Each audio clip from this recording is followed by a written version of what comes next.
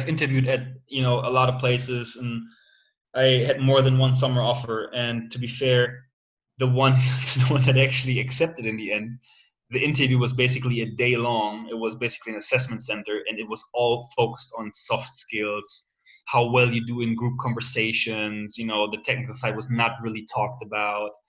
And I was very, very, very prepared for technicals, because I was thinking, they're going to grill me so hard on everything, like mental math and how to do a DCF, or, how does an LBO work, or what does a sponsor look for, and so on and so forth.